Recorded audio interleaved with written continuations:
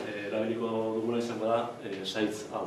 Orduan, azalduko dut zaita, horrela igual ebesago izango da bertzeko eta ez da mugitzen, no? Ezki,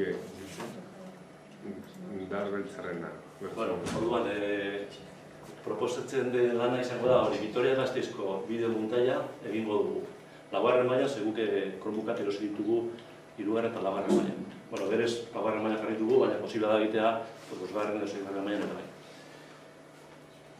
A ber, hasierako fasean, arazo egoeran, planteatzen dugun hau da, gure eskolara herrialde askotatik ikasle asko etorri dira. Herrialde horietan ageratu diren familiekin hitz egitean nolakoa den gure hiria galdetzen die. Orduan, nolabait azaltzeko familiei nolakoa den Gasteiz. Baina dena den hori nolabait da eskusa, porque guk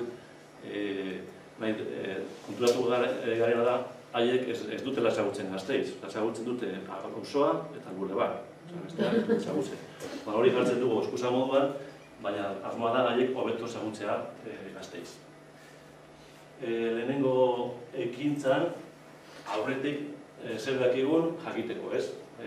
Talde hondian, galderak, zer ezagutzen duzue, monumentuak, eta parkeak, eta barreko gauzak. Bigarren ekintzan, argazkien bilaketa.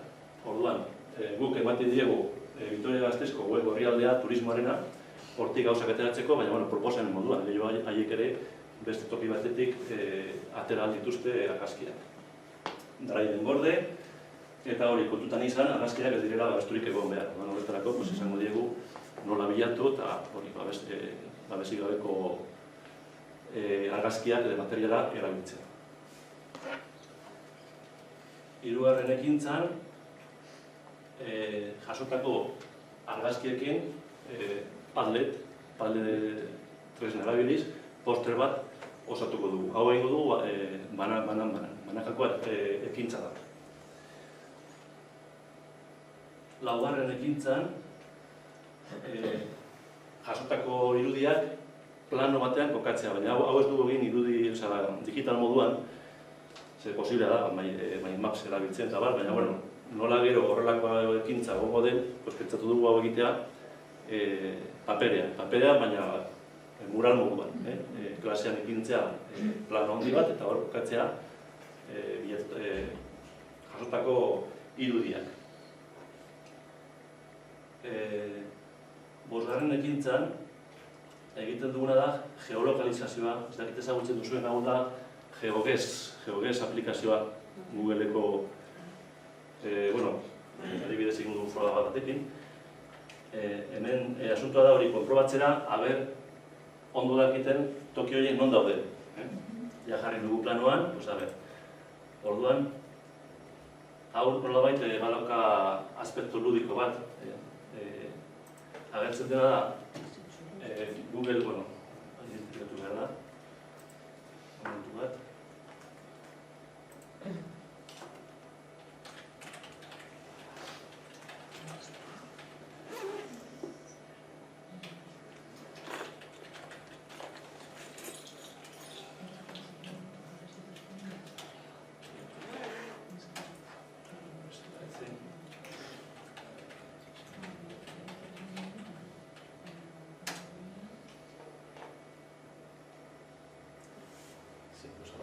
Agertzen da Street View irudi bat, orduan haiek begiratu behar dute non dagoen hori, posibila da mugitzea, ikustea, poskoten dago, gordoietzea da, posibila da mugitzea, eta gero ben planoan markatu behar dute non uste dute dagoela hori. Orduan adibidez, relatibo, kutxideria kalean, hemen adibidez. Medic West, eta esaten du, hori. Newsletik jarriko dugu. Jarriko dugu, ez ondo dago. Eta orduan ematen die puntuak, ez badauka puntutxo hori, ez da? Gehienez jar daitezke 5 toki.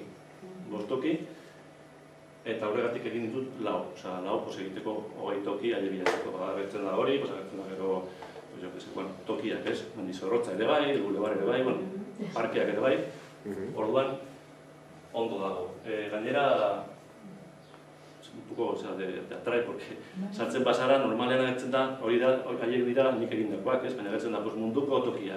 Eta igual agertzen zaizu, igual herri bat, baina igual agertzen zaizu mendi bat, karretera, eta jakin da duzu non dagoen, Polonia edo Nueva Zelandan, eta figatu bezala edo zer nolako zuaitza dauden, edo testure bat baldin badago, inglesez edo erderaz, eta nahiko polita da aplikazioa.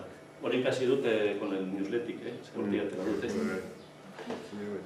Oso laguntza handia izan da newsletik hori. Eta badaude beste lau, gero nahi baduzu zuek ikusi, sartu behar duzue korreo bat identifikatzeko. Ez duzue registro egin behar, bakarrik korreo bat egin.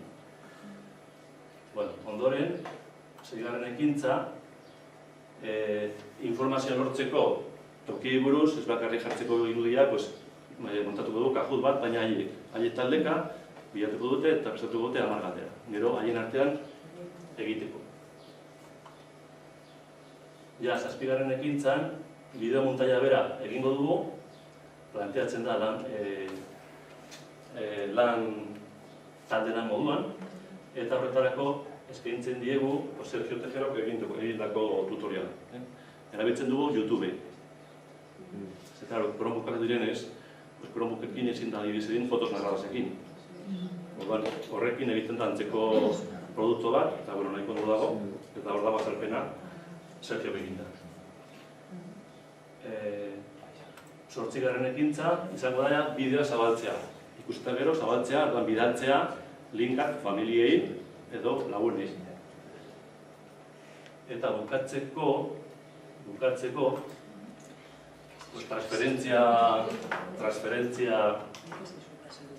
transferentziaren fasea egiteko egitea beste bideo bat ja libre eta bakoitza bat nahi duten tokiari buruz edo baien herriari buruz edo egon diren beste herriari buruz.